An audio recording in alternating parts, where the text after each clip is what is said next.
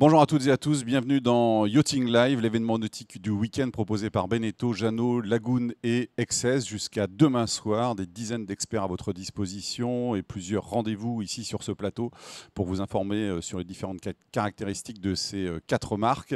Et on va parler maintenant de la grande croisière comme mode de vie, mettre les voiles, naviguer au large des plus belles côtes, mouiller dans les plus belles criques du monde entier. C'est le choix en tout cas qu'ont fait un certain nombre de propriétaires et notamment ceux des grands catamarans de la marque Lagoon qui proposent des bateaux jusqu'à 23 mètres de long. Et l'un des propriétaires de ce bateau est justement avec nous aujourd'hui pour évoquer ce mode de vie qu'il a choisi à bord d'un bateau de rêve. Cet homme a pris sa retraite à 36 ans. C'était il y a 2 ans, retraite sportive. Et je prends ma fiche parce que j'ai beaucoup de chiffres à citer. 18 saisons professionnelles, dont 15 en NBA, 247 sélections en équipe de France, un titre de champion d'Europe et un titre de NBA. Bonjour Boris Dio. Bonjour. Bienvenue, merci beaucoup d'être avec nous, sincèrement. Merci à vous, merci de me recevoir. On va évoquer avec vous cette passion du voyage à laquelle vous pouvez désormais vous consacrer. Avec nous au plateau également Thomas Gailly. Bonjour Thomas. Vous êtes Bonjour Stéphane. directeur de la marque Lagoon. Vous vous connaissez tous les deux? Oui, bien sûr, on s'est vu plusieurs fois, oui. Bonjour Boris. Longtemps. Merci, Ça va? merci d'être avec nous et de te lever. Je sais qu'il est 5 heures du matin. Tu es à Cabos au Mexique, si j'ai bien compris. C'est vraiment Ça, sympa c'est ça. et plaisir de te voir. Ouais. Vous Ça va, allez, le temps vous, est bien. vous allez exercer votre passion là-bas, Boris.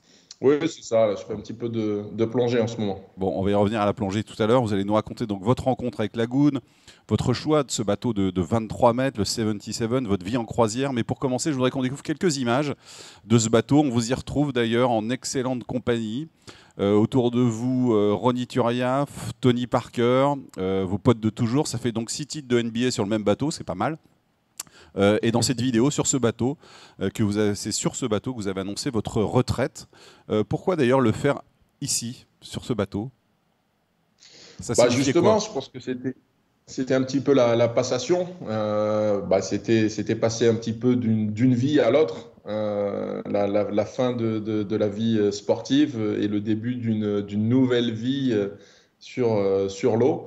Et donc, je trouvais que ce soit assez normal de le faire directement sur le bateau parce que c'était là que commençait ma retraite sportive, mais en même temps ma deuxième vie.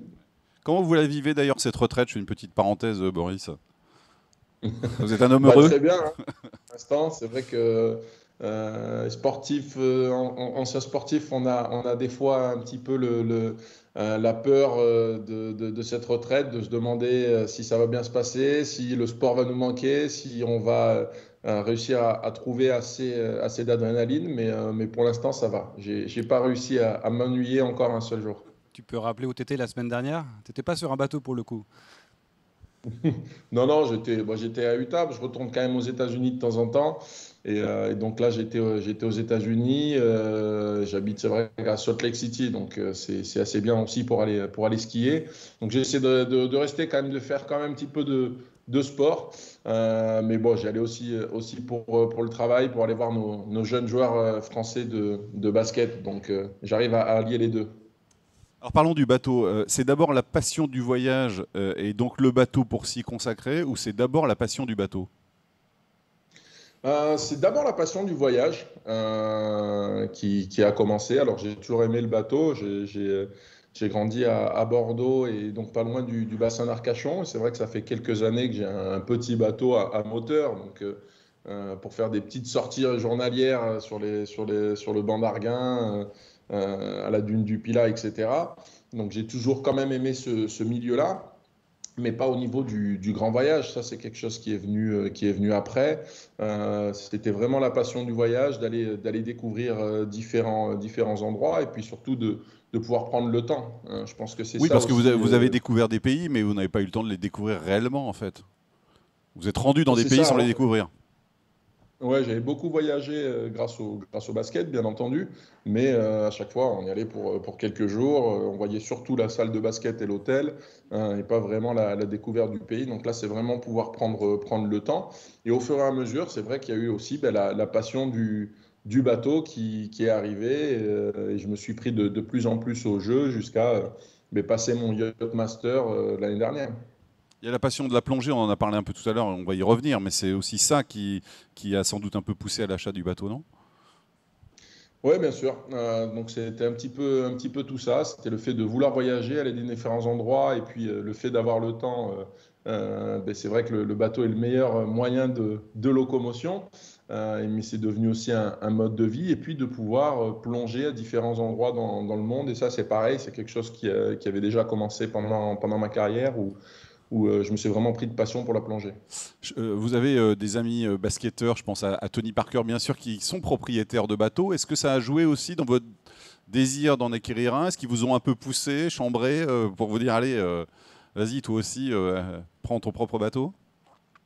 Non, ça arrivait après. Moi, je suis le Ouais. premier, puis, du coup, C'est vrai? justement, en avoir un. Il y avait un Ah, autre, Vincent Massin, qui avait déjà un bateau et avait pris sa retraite avant, parce il est plus âgé que moi, donc il s'était arrêté avant. Tony, son bateau, il finit, on est quoi, en janvier? Son bateau sera fini fin février, mois de mars. ah C'est oui, Donc un motor c'est yacht. nouveau. C'est un c'est un, motor yacht, tu m'avais C'est dit un ça. moteur yacht, c'est un voilà. moteur Donc yacht, ouais. c'est pas le même projet. Mais Tony a toujours loué des bateaux, lui, depuis des années, tous les étés. Mais du coup, là, il a enfin aussi passé le pas et il finit son moteur yacht là en mars. Donc c'est vrai qu'on est beaucoup quand même à aimer aussi la vie du bateau. Ouais. Alors, c'était quoi finalement le cahier des charges de votre bateau de rêve, Boris? Bah, c'était avant tout pouvoir être à l'aise, parce que bah, vu de ma taille, il fallait un bateau quand même qui soit assez conséquent pour que je puisse y vivre agréablement.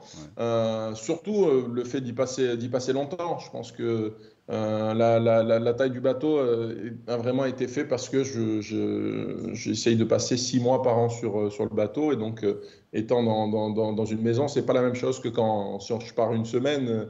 On n'a pas besoin d'avoir peut-être le même confort, mais là, je cherchais vraiment le confort. Et puis l'autre, c'était aussi le fait d'être un bateau centre de plongée. Donc vraiment sur le cahier des charges, le fait de pouvoir avoir la place pour pouvoir faire un centre de plongée, pour pouvoir être autonome. Et donc il y a tout à bord pour pouvoir être autonome pour faire de la plongée. Donc je cherchais pas un bateau de vitesse. On connaît des maxi catamarans ou des bateaux qui sont faits plus pour la vitesse, mais là, c'était vraiment pas le cas. Je pense que avant tout, ce qu'on voit chez Lagoon, c'est le confort. Et le confort pour faire un tour du monde sur plusieurs années, c'était très, très important pour moi. Ouais, d'ailleurs, les premiers échanges qu'on a eu, pour dire à quel point c'était drivé par ton envie de voyage et de plonger, les premiers échanges qu'on a eu avec Boris, c'était même pour un bateau custom. C'était pour un catamaran. Il voulait un catamaran pour avoir la place de mettre tous les jouets à bord. Mais on parlait de custom pour pouvoir accueillir notamment, je me souviens d'une rencontre au Salon Nautique de Monaco, tous les deux. On a essayé ensemble des sous-marins monoplace ou biplace. Ah oui. Parce que le rêve de Boris, c'était de pouvoir s'acheter un de ces engins qui sont fabuleux, qui permettent Ouais. d'aller à je ne sais plus combien de centaines de mètres de profondeur, pour explorer des fonds absolument non découverts à ce stade à travers le monde, mais il fallait pouvoir le mettre sur un bateau. Donc déjà trouver le sous-marin, ensuite construire le bateau autour de ça. Donc on a eu pas mal d'échanges sur le sujet, ça s'est avéré un peu Ouais. complexe et finalement on lui a dévoilé en avant-première ce qu'on avait nous en tête comme projet de nouveau modèle, le 77. Et en fait, ça répondait à 90% du cahier des charges. Ouais. Et c'est souvent le cas d'ailleurs dans les projets de nouveaux bateaux. On a une wish list, qui est la liste au Père Noël avec tout ce qu'on aimerait avoir à bord du bateau. Finalement, on se rend compte qu'il faut faire quelques compromis. Et ben, c'est notre métier justement d'aller vers ces compromis et de faire ce qui serait le mieux en termes de navigation, de programme, de vie à bord. Et c'est vrai que Boris a été séduit par les premiers plans et d'ailleurs ce bateau tu nous l'as acheté sur plan puisqu'il avait pas encore touché l'eau le numéro Ouais. 1, donc c'était vraiment un gage de confiance pour la suite. Juste avant de revenir sur ce bateau, racontez-nous votre vie de futur acquéreur finalement. On s'y prend comment? On regarde des catalogues, on va sur Internet, on cherche des marques, on en parle autour de soi. Comment vous avez fait? Oui, c'est ça. Alors, ben, comme disait Thomas, c'est vrai qu'on s'est vu longtemps avant, en fait, d'acquérir mon bateau. C'est vrai que j'avais essayé d'anticiper ce projet vraiment quelques années à l'avance et essayer de vraiment faire la recherche parce que c'est le bateau, comme je disais, d'une vie, hein, Oui. de ma seconde vie. L'idée, c'est de l'avoir pour les 15 prochaines années. Et donc, il fallait vraiment ne pas faire d'erreur. Et donc, du coup, bon, je suis allé voir un petit peu toutes les marques aussi, hein, Bien sûr. pour ne pas Ouais. les citer Ouais. sur le plateau, bien entendu. De toute façon, c'est trop tard pour elle. Hein. Mais du coup, c'est ça. Et je suis allé voir toutes les autres marques qui faisaient des catamarans. Je me suis renseigné sur eux. Certains chantiers, je suis aussi allé visiter. Bon, il se trouve que c'est Lagoon qui m'a plu le plus. Et il se trouve qu'en plus, ils étaient à Bordeaux. Eh Donc oui, pour c'est ce moi, que c'est j'allais vous vrai que dire. c'est Bah oui, ça compte. puisque je pouvais vraiment suivre la construction. Mais bon, c'était pas que ça. Si ça avait été ailleurs, ça aurait été ailleurs. J'avais vraiment choisi Lagoon pour la qualité, le service après-vente qu'on pouvait avoir d'une marque qui soit installée vraiment depuis quelques années. C'est aussi important parce que sur un bateau, il y a toujours des choses à faire, à changer. C'est la vie du bateau et c'est normal. Et donc, c'était important justement d'avoir une marque qui puisse répondre à ces besoins-là. Et donc, il y a eu plusieurs rendez-vous. Et comme on disait, avant, je regardais le 620. Et du coup, je disais, c'est vraiment le type de bateau que j'adorerais, mais j'aurais bien voulu un petit peu plus grand. Et c'est pour ça qu'on parlait d'un custom à l'époque. Et c'est là qu'il m'a dit, attends un petit peu, parce que dans 3 ans, il devrait y avoir la sortie d'un bateau qui soit plus grand, dans 3-4 ans. Et donc, c'est vrai qu'on s'y est pris longtemps à l'avance. Ah, vous avez attendu 3 ans? Ouais. Ouais, il y a eu beaucoup d'échanges. Alors, c'est super intéressant parce que ça nourrit aussi nos réflexions dans la création du nouveau modèle. Ouais, bien sûr. On travaille avec des architectes de renom, des designers intérieurs, tout un bureau d'études, mais le retour des propriétaires, ou en tout cas de ces listes au Père Noël, ils nourrissent tous nos échanges, les réflexions sur ces créations de nouveaux modèles.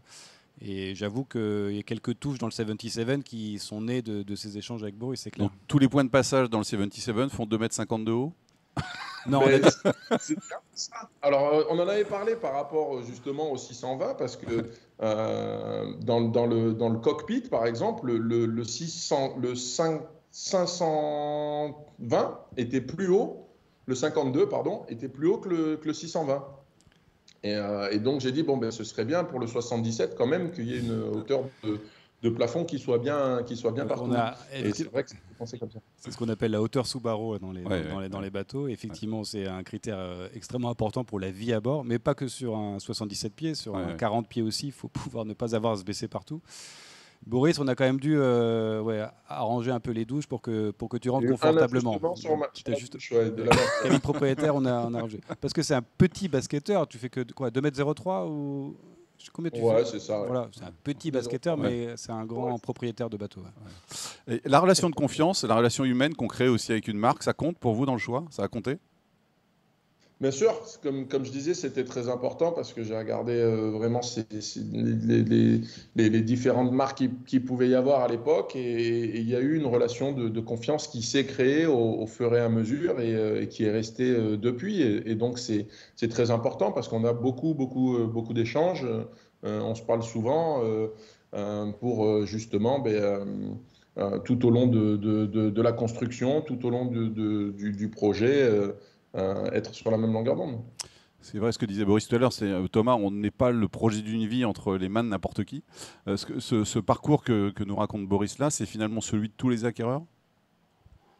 Alors le parcours de Boris, il est un peu spécifique parce que c'est un mais grand en tout cas, bateau, dans un la grand démarche, modèle, c'est une longue durée de construction, mais on pourrait complètement dupliquer ce projet sur beaucoup de nos propriétaires.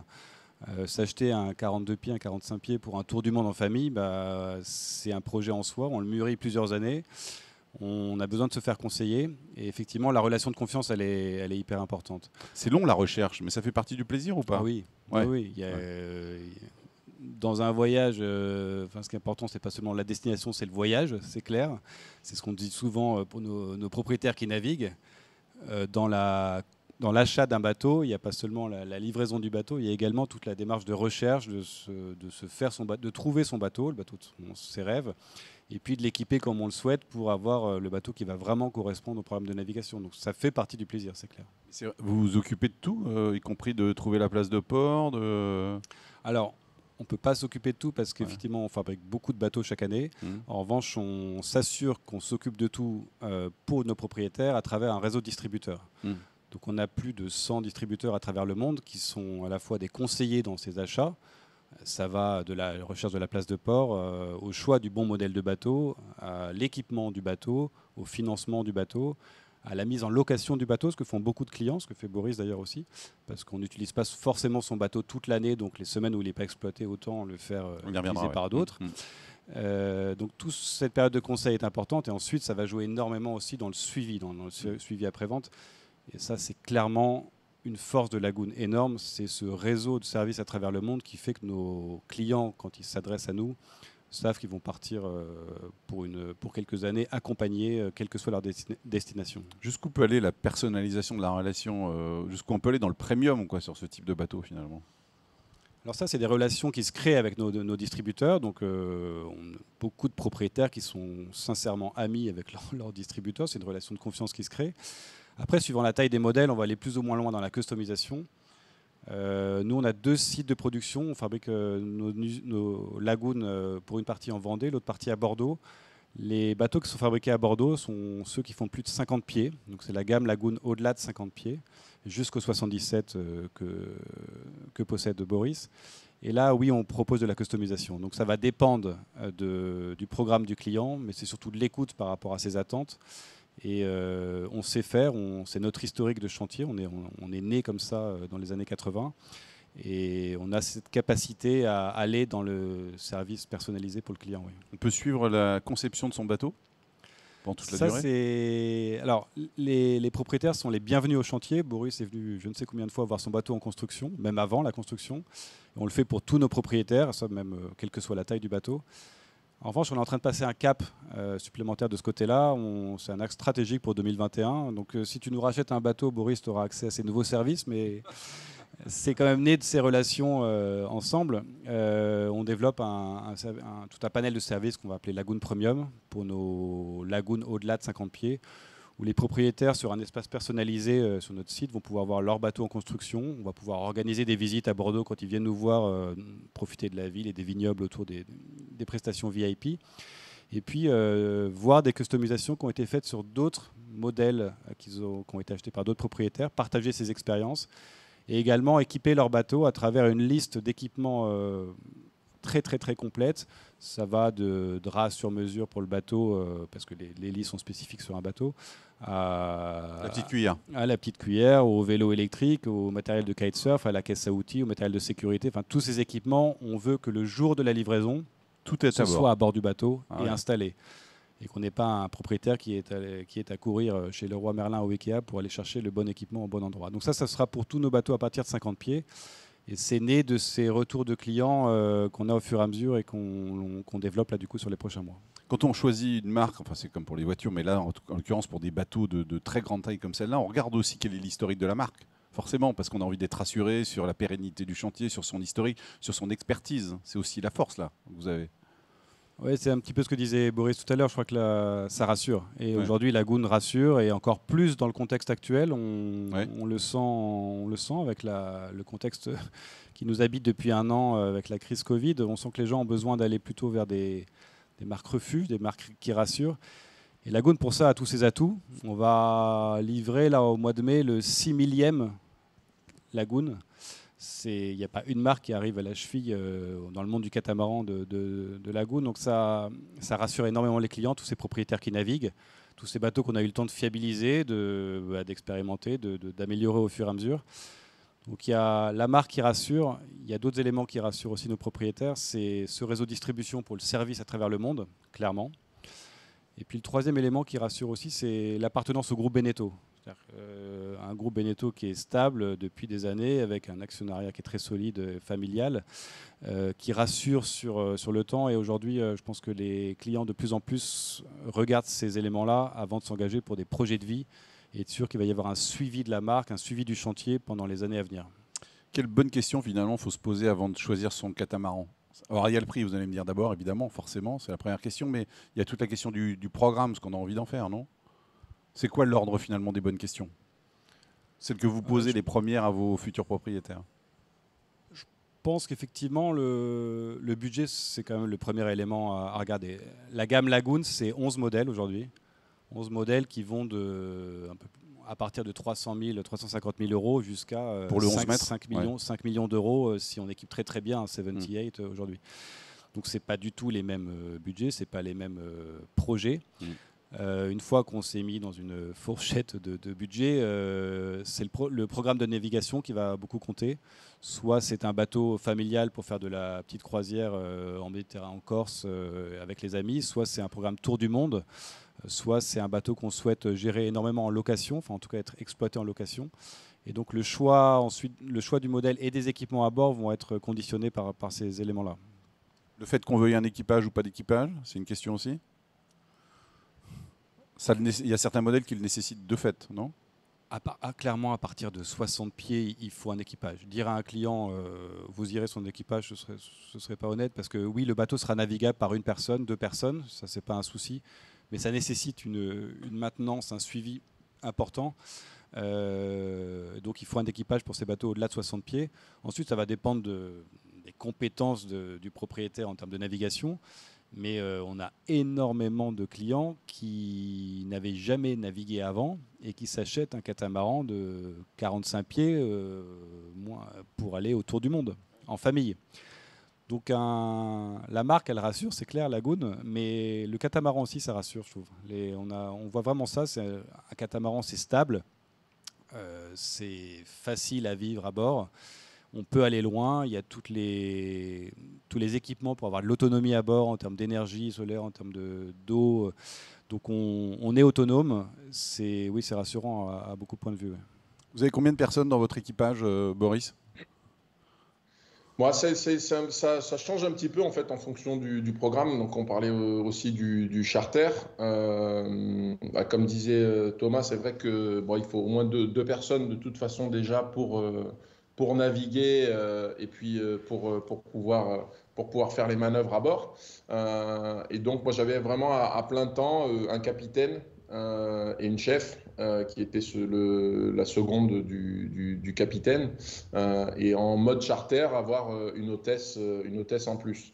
Là, on change un petit peu parce que normalement, si tout va bien, mois de mars-avril, je devrais partir vers la Polynésie. Et c'est vrai que la Polynésie, le charter sera beaucoup plus orienté aussi sur la plongée.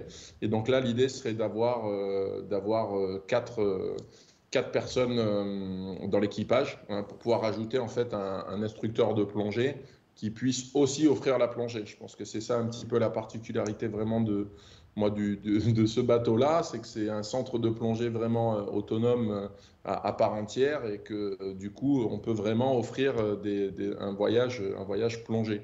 Et donc là c'est bien d'avoir 4 personnes. Combien de semaines par an est-il en location ? Vous nous avez dit que vous passez 6 mois en mer, c'est ça ? Le reste, c'est de la location ? Oui, pas plus de 10 semaines. 10 semaines, c'est à peu près, Thomas peut-être vous le dira mieux, mais c'est à peu près le chiffre dans le monde du charter pour en fait arriver à un équilibre financier. Ça paye à peu près les frais à l'année. En faisant 10 semaines de location par an, quelle que soit la taille du bateau en fait, puisque c'est vrai, c'est proportionnel à la taille du bateau.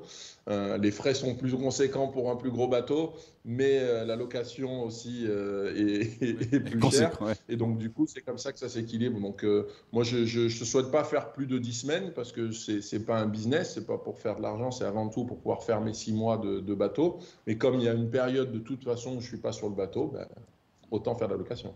Et comment on trouve finalement, Thomas, un partenaire qui va louer votre bateau, qui va vous rassurer aussi, pour reprendre le mot de tout à l'heure, sur la bonne utilisation de son bateau, sur le soin qui va en être pris quand on n'est pas là ? Alors ça, il y a des professionnels du secteur. Vous mettez en relation ? Oui, alors nos distributeurs eux-mêmes ont un réseau, s'ils n'ont pas eux-mêmes leur base de charter, ont de toute façon le réseau qui va bien pour proposer de mettre en location le bateau. C'est-à-dire que vous, propriétaire, vous définissez les semaines sur lesquelles vous souhaitez avant tout avoir le bateau. Et donc ça peut être 3 semaines dans l'année ou 20, ce sera votre choix. Et tout le reste des semaines, vous les rendez disponibles avec ce partenaire qui va les mettre en gestion location. Et c'est vrai que le catamaran a un succès fou sur le monde du charter. C'est-à-dire que ces bateaux-là on peut être nombreux à bord, donc on par définition, on partage les frais aussi, donc ça fait des vacances qui finalement sont raisonnables, puisqu'une fois qu'on est à bord, on ne dépense plus rien. Hein. Si on a fait le plein de nourriture et de gasoil avant de partir, après on ne touche à plus rien. On est autonome. Et ainsi, on peut rentabiliser son bateau et voire faire même des rentrées d'argent pour ceux qui sont disposés à laisser leur bateau davantage à la location. Mais c'est un business model qui a complètement changé effectivement ces dernières années, qui a énormément augmenté parce qu'on s'est rendu compte que, enfin, les clients, le marché s'est rendu compte que on pouvait partager son bateau de cette manière-là, comme on le voit dans plein d'autres secteurs, et donc en faire aussi un outil presque rentable. Vous qui nous regardez, vous pouvez, je vous rappelle, poser toutes les questions que vous souhaitez à Thomas ou à Boris. On prendra vos questions dans quelques minutes. On revient au bateau et à votre vie sur le bateau. Boris, quelle destination vous avez exploré jusqu'à présent? Alors, pour l'instant, j'ai fait une partie de la Méditerranée. C'est là où j'ai commencé. Donc, du coup, partie de Bordeaux, petite escale à La Rochelle, puis fait le tour pour arriver faire le tour de l'Espagne pour arriver en Méditerranée. Et donc, du coup, le premier été, j'ai vraiment fait la Méditerranée pour la première année avant de faire la transatlantique. Et mes spots préférés en Méditerranée, c'était les îles Éoliennes en Italie, donc au nord de la Sicile, que j'ai vraiment, vraiment apprécié. Et puis toutes les petites îles de Croatie aussi, avec le parc national de Kornati. C'est pareil, on peut faire du cabotage, aller de petites îles en petites îles. Il y a plein de petits restos locaux avec du poisson frais, avec des calamars. Et donc vraiment, j'ai vraiment apprécié ces deux endroits-là le plus en Méditerranée. Et puis là, depuis pratiquement 2 ans, les Caraïbes. Et les Caraïbes restent mes préférés, les îles françaises quand même. Hein. C'est vrai que j'ai adoré ce qui était Guadeloupe et Martinique, qui je pense est sous-estimé au niveau des Caraïbes, parce que c'est vraiment les îles que j'ai préférées. Après, j'ai fait aussi les îles Vierges, j'ai fait Saint-Martin, Saint-Barth aussi. Donc c'est vrai que les îles françaises m'ont plu particulièrement. C'est un bateau pour la croisière en famille ou avec les amis? Ou les deux peut-être d'ailleurs? Les deux, justement. Ouais. Alors, c'est vraiment ça. Hein. En Méditerranée, c'était rigolo parce que c'était un petit peu par semaine. Donc, j'avais une semaine où j'avais ma mère, les tantes, les oncles, etc. Et puis une semaine où il y avait les potes et on était en Croatie et c'était un peu festif. Donc, c'est bien pour les deux. C'est bien pour les deux, famille, amis, et puis, c'est sportif parce que aussi on essaye de faire pas mal de plongées. C'est des bateaux à vivre en fait, Thomas, c'est ça? Oui, les catamarans, d'une manière générale, sont des bateaux à vivre. Lagoon, c'est clairement positionné sur ces bateaux sur lesquels on peut passer du temps, on peut naviguer loin. On a le nombre de lagoons qui traversent l'Atlantique chaque année pour aller passer une saison aux Caraïbes et qui reviennent la saison d'après, c'est énorme. Donc c'est des bateaux à vivre parce qu'on a de l'espace à bord de toute façon, et même sur un 40 pieds. Enfin, moi, l'été dernier, j'étais avec mes 3 enfants. On était une famille plus une autre famille de 3 enfants, donc on était 10 à bord sur un 40 pieds. On ne se marche pas dessus. Il y a 2 coques, donc chaque famille avait une coque. Les cabines sont espacées les unes des autres.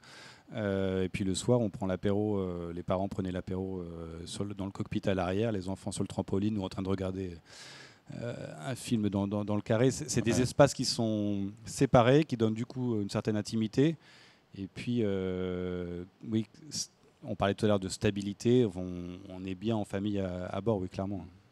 On a des questions qui nous arrivent déjà et sur le chat, donc je vais vous en poser quelques-unes. Boris, on vous demande, est-ce que vous sentez à l'aise pour faire de grandes traversées à bord de votre catamaran?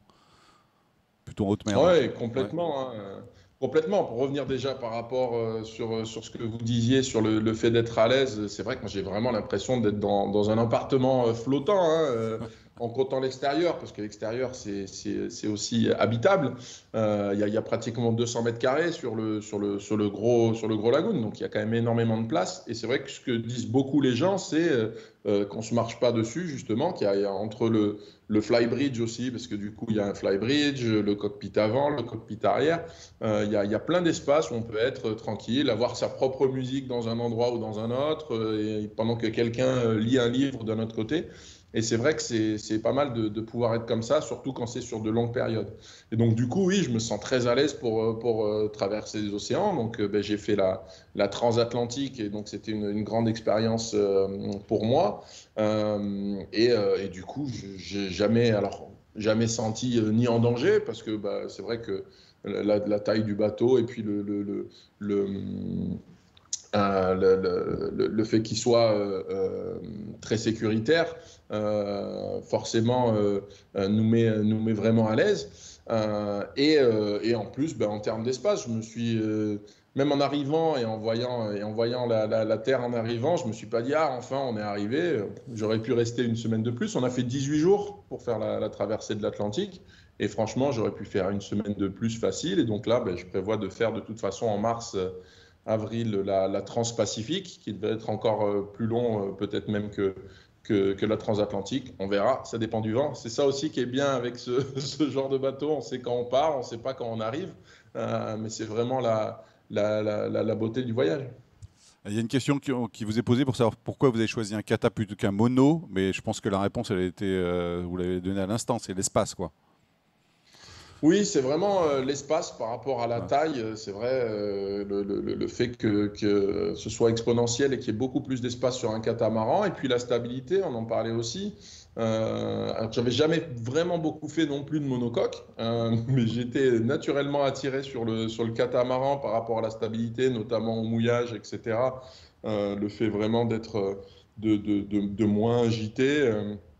Qu'un monocoque.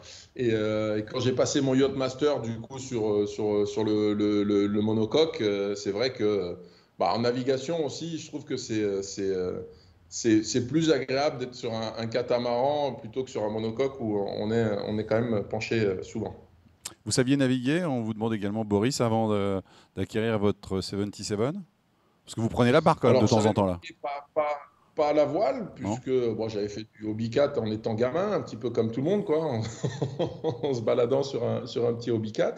Après, j'avais ce bateau à moteur, donc un semi-rigide sur le bassin d'Arcachon depuis quelques années. Donc, je connaissais un petit peu la petite navigation. Mais du coup, non, j'ai vraiment appris aussi au fur et à mesure. Donc, avant l'achat du bateau, j'avais essayé justement des vacances sur Lagoon, et donc notamment sur un 43 pieds, c'était 42 pieds, 45 pieds, à faire justement des vacances pour voir si plus d'une semaine, j'étais toujours à l'aise, et puis ça m'a tout de suite rassuré. On demande Thomas, rien à voir. J'envisage l'acquisition d'un Lagoon 50. Quelles sont les possibilités de personnalisation de mon bateau? Ça peut aller jusqu'où finalement? Il y a des limites? Oui, il y a des limites. Il y a clairement des limites. Il y a des limites structurelles déjà, purement techniques, architecturales. Donc il y a des limites, mais les questions en général sont plutôt des customisations, des demandes de personnalisation pour pouvoir mettre des équipements spécifiques à bord.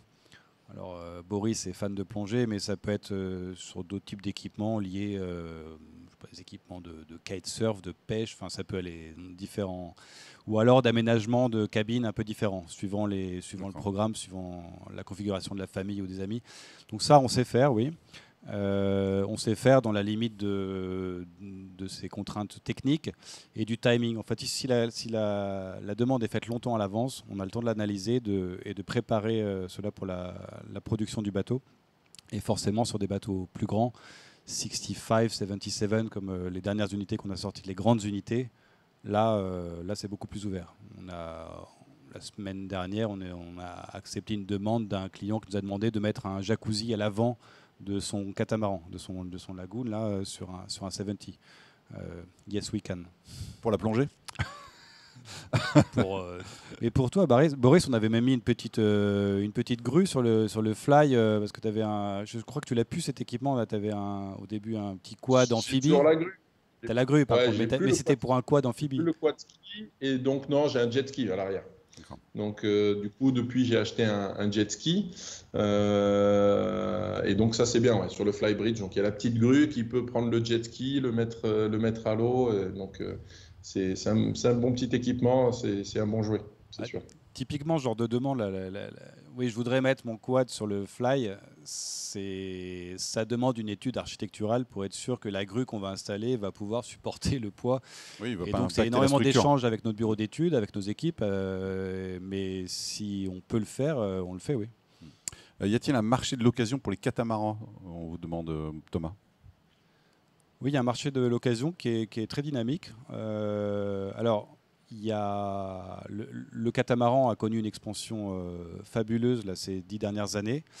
Donc, le marché de l'occasion, il va se créer aussi au fur et à mesure. Mais les bateaux qui paraissent sur le marché de l'occasion, en fait, n'y restent pas longtemps. Et je pense que là, une fois de plus, la marque Lagoon rassure. Et c'est aussi ça qu'on achète quand on achète un Lagoon, c'est la valeur à la revente. C'est être sûr que si je veux changer de projet, je peux changer de catamaran, mais je peux aussi changer complètement de projet et repartir sur d'autres projets de vie. Mon Lagoon aura de toute façon de la valeur dans quelques années. On vous demande de la même façon que le Boris, est-ce que je peux espérer rentabiliser mon investissement avec un Lagoon 42?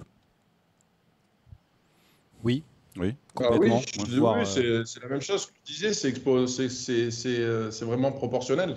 Et donc, normalement, je pense que le point d'équilibre est pareil. Et à une location de 10 semaines par an dans Lagoon 42. Et puis, en fait, on a le reste de l'année gratuitement sur son Lagoon. Donc, oui, c'est proportionnel. Donc, le Lagoon 42 va se louer moins cher, mais les coûts d'entretien seront aussi beaucoup moins chers à l'année. Ouais. Clairement. Et on trouve maintenant également des investisseurs qui viennent investir dans ce genre de programme sans forcément embarquer. Voilà, en fait, c'est simplement l'investissement. C'est que ça devient. C'est-à-dire que si on fait que 10 semaines, on va se rembourser les frais à l'année. Par contre, si on fait 20 semaines, on va faire beaucoup de bénéfices de location. Ouais. Donc oui, quelle que soit la taille, oui, ça devient des investissements intéressants si on est prêt à laisser son bateau à la location. C'est comme l'immobilier en fait, mais là c'est du bateau comme un investissement immobilier, c'est plus agréable quand même. C'est différent parce que le bateau ne va pas prendre de valeur, il ne faut pas se mentir. Un bateau ne va pas prendre de la valeur avec les années. En revanche, pendant les années, on l'utilise, on le met à disposition. Oui, on peut complètement étaler ses frais, voir commencer à rembourser le bateau. On a une question très directe. Boris, on vous demande si on veut louer votre bateau, à qui on s'adresse. Donc on est en train de mettre votre numéro de téléphone à l'image. Très bien, parfait. Vous pouvez m'appeler, envoyer un email. Non, oui, ça s'appelle... Babac Catamaran, il y a un site sur lequel le bateau y est, et donc on peut le louer. Donc il suffit de Google le nom du bateau, c'est Babac Catamaran. On vous demande quel est le plus beau site de plongée que vous ayez vu jusqu'à présent. Alors le plus beau site pour l'instant dans ce voyage-là, dans les Caraïbes, j'ai adoré l'île de Saba, qui est une toute petite île qu'on voit depuis Saint-Martin. Et en fait, c'est comme une montagne, c'est un rocher vraiment qui sort. C'est une île hollandaise. Et c'est juste une montagne en fait. Et ça continue un petit peu de la même façon sous l'eau. Et donc, il y a pas mal de choses qui passent à cet endroit-là. Et donc, c'est vraiment un site qui était magnifique. Saba, S-A-B-A. Tu vas aller en mer de Cortez là quand tu m'avais dit là tu traverses Panama dans quelques mois. Je vais pas y aller avec le bateau parce que ça c'est pas compatible là avec le programme puisque on va essayer d'être à Tahiti au mois d'avril-mai quoi. Ouais, ça fait un peu un gros détour. Par contre, c'est vrai que je l'ai vu hier, j'ai vu un 77 hier. Oui, je t'avais dit, c'est un bateau qu'on a livré en septembre. Un Lagoon 77 qui était dans la marina hier. Ouais. Va les voir, hein. va te présenter parce qu'ils sont super sympas. C'est des Mexicains, ils sont top. Est-ce que vous pourriez nous faire quelques instantanés finalement de vie à bord? Alors au-delà de la plongée, je sais pas, c'est peut-être un soir clair de lune, on est sur le trampoline. Vous avez en tête des choses qui sont déjà indélébiles sur vos sensations à bord? Sensations de navigation. J'en ai eu plein. Notamment un des moments les plus magiques que j'ai vécu sur le bateau, c'était le premier jour de la transatlantique. Donc forcément un petit peu d'appréhension. On sait que ça va durer un petit moment, donc on va partir. Et puis moi, ma première garde, je fais les quarts. Je faisais le quart de minuit à 3 h du matin. Et donc, du coup, je me suis dit, bon, je vais me reposer un petit peu avant de partir. Donc, j'étais dans ma cabine en train de me reposer avant mon premier quart de la transatlantique. Et donc là, le capitaine vient frapper à ma porte à 23h, 23h15, 23h30. Je me suis dit, je suis en retard déjà, mon premier quart. Je commence à être un petit peu en pression. Et en fait, pas du tout. Il me dit, ah, viens voir, c'est magnifique. Et donc, je sors. Et là, je vois qu'on a éteint toutes les lumières qui étaient à l'extérieur. Et en fait, c'était une nuit vraiment noire. Il y avait de la bioluminescence dans l'eau. Donc, ces mini-planctons qui font de la lumière. Et il y avait des dauphins qui nous ont escortés. Et donc, en fait, on a vu les dauphins, sauf qu'on ne voyait pas les dauphins, on voyait que les traces qu'ils faisaient dans l'eau. Et ça faisait comme des traces de bioluminescence. Donc, ça faisait des traces de néon qui passaient dans l'eau et qui sautaient, et qu'on les voyait. Et donc, c'était vraiment un moment magique, un petit peu comme dans le Life of Pi, le film Oui. où il y a une baleine à un moment donné qui passe comme ça, on voit la bioluminescence, on a l'impression, on dit bon là c'est un peu gros, mais c'était vraiment quelque chose qui était comme ça, c'était vraiment, vraiment magnifique. Vos prochaines envies de destination, alors vous avez parlé de la Polynésie, mais vraiment il y a des destinations qui sont pour vous incontournables, vous voulez absolument vous y rendre, vous en rêvez depuis des années.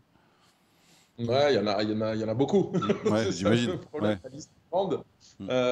Et donc, la Polynésie en fait partie, puisque Ouais. j'y suis jamais allé. Et c'est vrai que c'était une destination qui était assez loin et que pendant la carrière, on avait des moments très courts de vacances. Et donc, ça faisait loin pour partir en vacances. Et à partir du moment où j'avais ce projet de bateau, donc il y a 6-7 ans, je me suis dit, bon, je ne vais pas en Polynésie, j'irai avec le bateau. Donc c'est vraiment ça, quelque chose qui est vraiment ancré. Donc la Polynésie, la Grande Barrière de Corail en Australie, et puis ensuite il y aura tout ce qui est Indonésie, Micronésie, tous ces endroits-là.